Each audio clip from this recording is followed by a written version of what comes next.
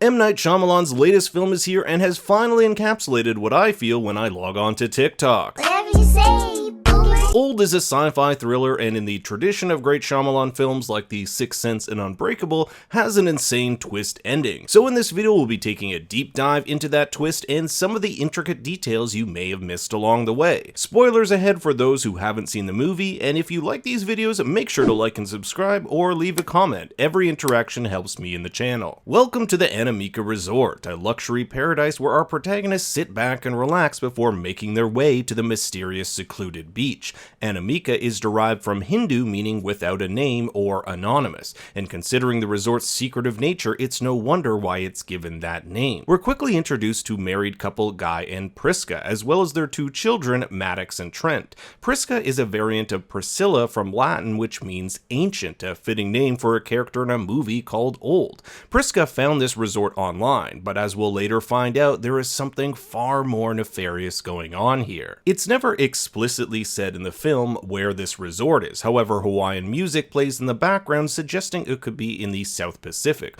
We do know that the film was shot in the Dominican Republic, where they actually constructed a giant rock wall on the beach, which had to be rebuilt multiple times since they shot during the hurricane season. Upon their arrival, the guests are given specialty cocktails, specifically crafted to match their beverage preferences. But these cocktails serve a far more evil purpose, as we'll find out in the film's final act. Trent, the 6-year-old, makes friends with Idlib, whose uncle runs the resort. Like most kids, they spend their time making up games like going around the resort asking people their names and what they do for a living. This game, along with the cryptogram Idlib gives Trent before heading off to the beach, proved to be very important near the end of the film. At breakfast, we're introduced to more of the cast: Charles, a doctor, his trophy wife Crystal, Kara, their daughter, and Agnes, Charles's mother. The breakfast is interrupted, however, when fellow guest Patricia experiences a seizure. She's lucky to have her nurse husband Jaron by her side. Everything in the first 20 minutes is setting up what will be a big payoff near the end of the film. We also learn that everything isn't sunshine and rainbows in Guy and Priska's marriage. In fact, this is the last trip they're taking with their kids before they separate. Priska cheated on Guy and has also been diagnosed with a benign tumor, putting added strain on the relationship. There's also an interesting talk about how Priska always lives in the past. She is a museum curator, by the way, and Guy is always thinking ahead to the future. Neither of them are living in the present, and that's a theme Shyamalan wanted to hit in this movie. All of these problems for them, all of the thriller problems, all of the personal problems, and the answer is ultimately just being present. Speaking of the director, he has a much larger cameo in the film than he usually does in his past movies, acting as the van driver who brings the families to this mysterious secluded beach. But he's not just a van driver. More on that later. So Charles and Guy's family, at the insistence of the hotel manager, make their way to this gorgeous beach surrounded by cascading cliffs. The only way to reach it is through this narrow, rocky corridor. They're also given an insane amount of food to carry, which they think is odd, but actually serves a vital purpose later in the story. The beach is a definite hit with the kids, even though there are old rusty cutlery and knickknacks from what appears to be previous resort guests littered all over it. And everything seems to be going great until a dead body washes ashore next to Trent. This is the girlfriend of another person we'll meet on the beach, a rapper known by the name Midsize Sedan. Yeah, that's his name. He says she went out swimming and must have lost consciousness, but Charles, who's a raging racist in the graphic novel the movie is based on, suspects the rapper of foul play. But before anything can really be resolved, Charles's mother begins to experience chest pains. Jaron goes to get help, heading back through that rocky corridor, but after experiencing tremendous head pressure,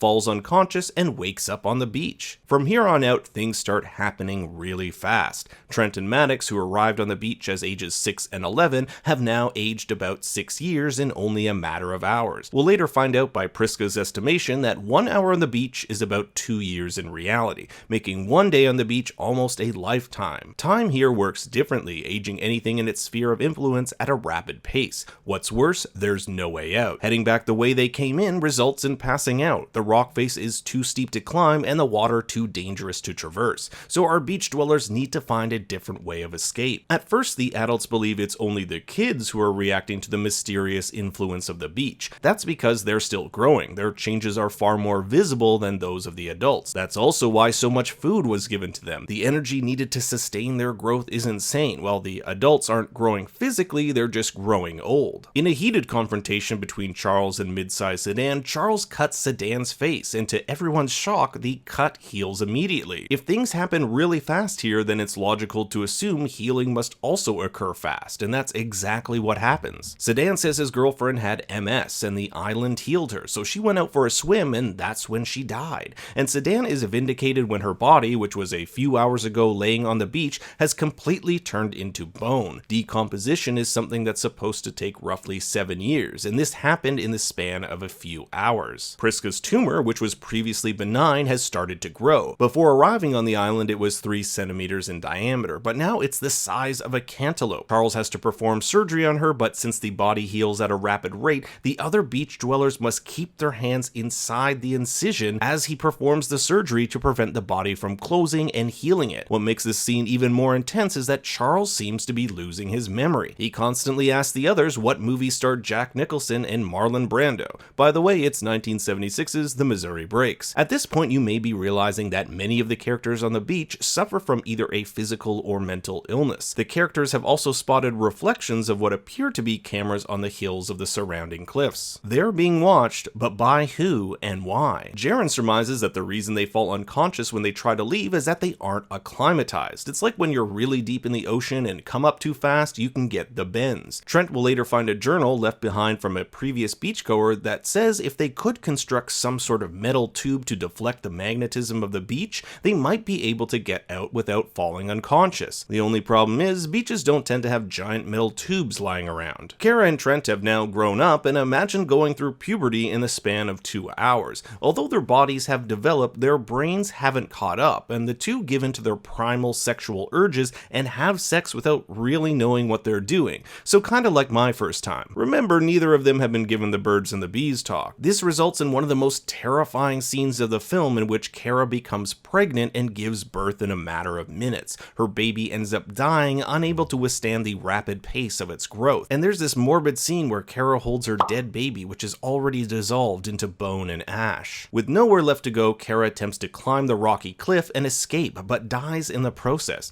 Jaren tries to swim his way out, but he too washes ashore dead. Then there's Charles, whose mental illness has turned him violent and a danger to everyone on the beach. The group also realizes that it was no coincidence they all ended up here. They believe they were chosen and manipulated into coming, whether it be through an online sweepstakes or other enticement. Patricia, having lost her husband, decides to leave as well, but before she does, she experiences one of her seizures, which kills her. But keep in mind, it's been several hours, the equivalent of decades on the beach, since she's had a seizure. That point will become important later on. As time goes by, Guy starts to lose his eyesight and Priska her hearing. They're getting old. It's only by the two of them living in the present that they begin to patch up their relationship and forgive each other. As nighttime hits, Charles, who has gone full Jack Torrance in The Shining, attacks, but as he stabs Guy and Priska, their wounds immediately heal. It's kinda crazy. It's only when Priska slashes Charles with a rusty knife, the same kind we saw earlier on the beach, that they're able to stop him. Because the rust contains bacteria that enters the bloodstream,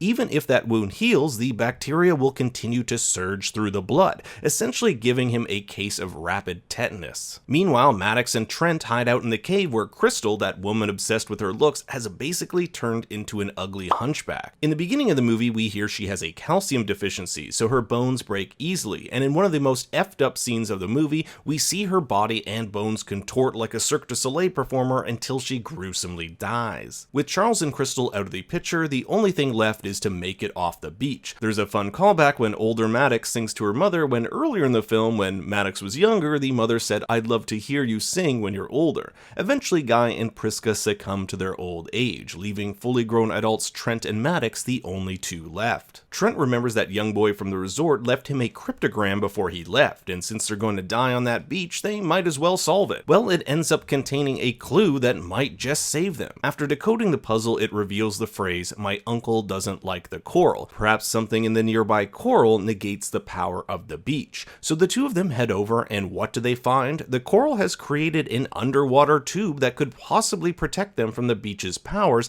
as they make their escape. Meanwhile, Shyamalan watches their escape in the water, but after seeing them not emerge, writes them off as dead. This is where the real twist of the movie is revealed. The van driver works for a pharmaceutical company called Warren & Warren. Not sure if that's supposed to be a take on Johnson & Johnson. He alerts the lab, which also happens to be at the resort, that the last remaining subjects of Trial 73 have perished, and he'll be returning back with the data. So at least 73 versions of human subjects being brought to the beach have already occurred, and as new guests are greeted to the resort, we know Trial 74 is on its way. Because the island allows a human to live out their entire life in roughly a day, it means clinical trials to test a drug's efficacy can be done in that time instead of years. That's why many of the beach subjects had physical or mental illnesses. Those specialty cocktails they were given at the beginning contained the treatment for their respective ailment, whether it be dementia, cancer, or seizures. And remember how Patricia survived multiple hours without a seizure? Her treatment was deemed a success.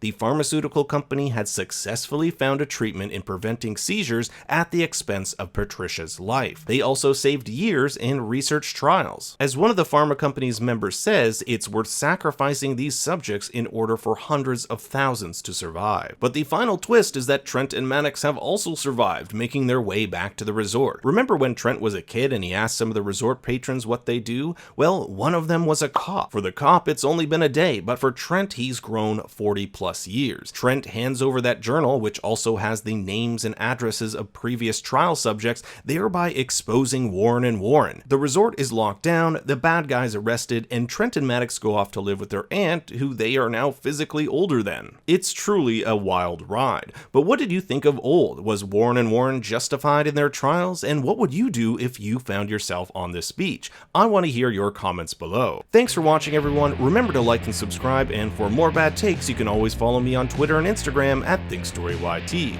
Until next time, remember, Daddy loves you very much.